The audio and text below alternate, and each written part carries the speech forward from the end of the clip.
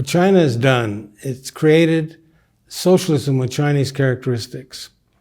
And that has produced more economic development and social progress than in its scale and size and global impact in history. China has created a unique form of government that is it corrects the deficiencies of a lot of other systems of democratic and non-democratic government. It's called socialism with Chinese characteristics, or people-centered government, or whole process people's democracy. Any society has to have a representative government. If you have 1 billion people, or as in America, 330 million people, you have to have representatives of those people to govern.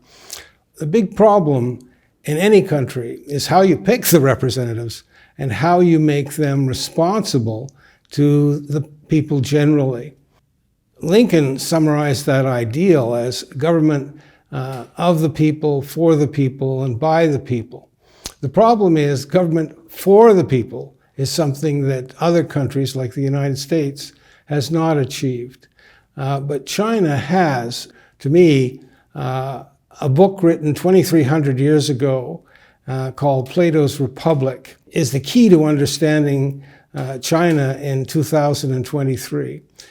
Plato talked about an ideal human society in which a group of guardians were chosen based on their character and their abilities to rule a society. To me, the CPC is like China's guardian party. It created the People's Republic of China, and it has guided it in this tremendous economic development and poverty alleviation.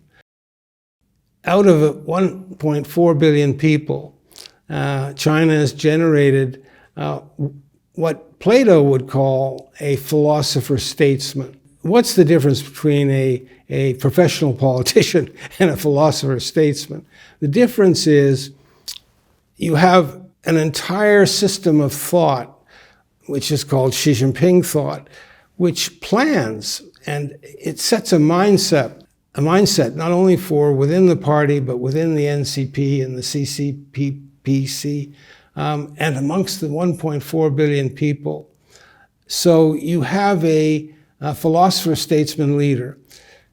Now, you have a philosopher-statesman leader who imagines not only common prosperity for all Chinese, and that's socialism, but who imagines a shared future, a shared constructive future for mankind.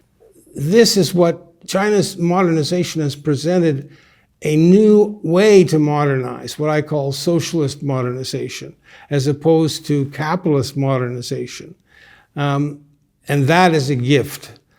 Simply proving that socialism works in creating economic and social progress gives 200 nations around the world a different choice.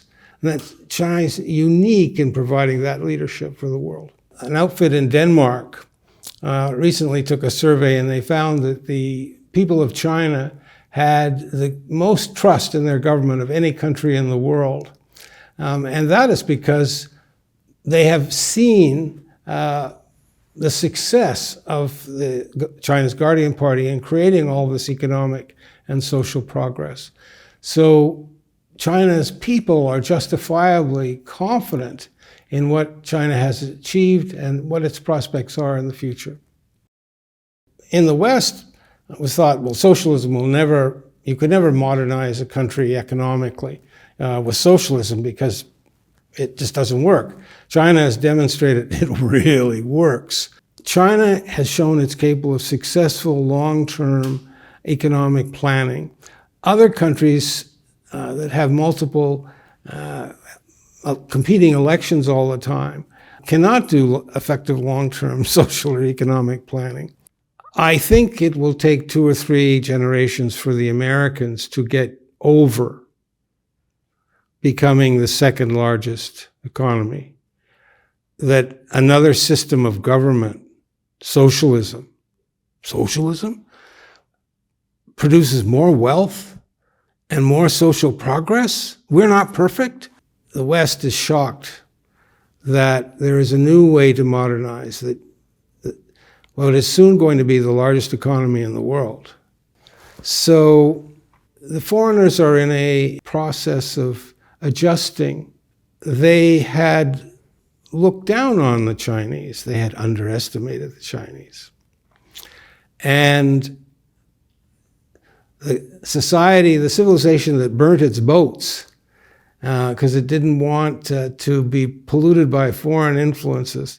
Peace through strength, I think, is the theory.